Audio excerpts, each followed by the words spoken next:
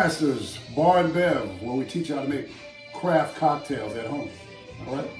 We have a nice spring cocktail. It's almost Easter. It's nice outside. You want something nice, light, something to enjoy for a good brunch. All right. My daughter and I thought of this cocktail. We were drinking some carrot juice, and we were like, we need to do this in a mimosa.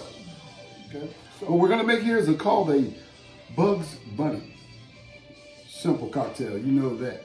So let's try it out. We're gonna start off with a little sparkling out of California, Corbel. People forget about Corbel. This was suggested by my sommelier, Renessa, at the World of Beverage. Okay. Now we're just gonna put about a little over a half glass of sparkling.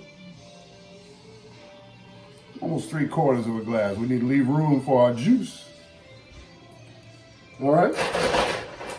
Now we're gonna put about a half ounce of carrot, but you're the mix master, so if you want less than that, more than that, do that. Right? Now here we have some homemade rosemary syrup. You know how to make simple syrup. Just while you're making it, throw some rosemary sprigs in there.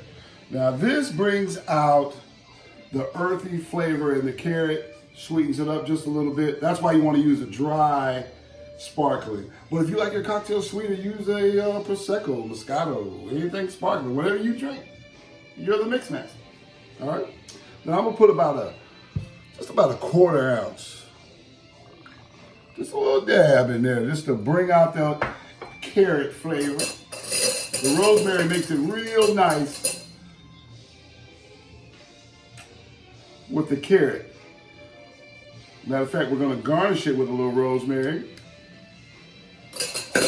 Stir it up with the rosemary. I was gonna use a spoon. And there you have your new Bugs Bunny. Like, subscribe, MixMasters Bar and Bev. Next time.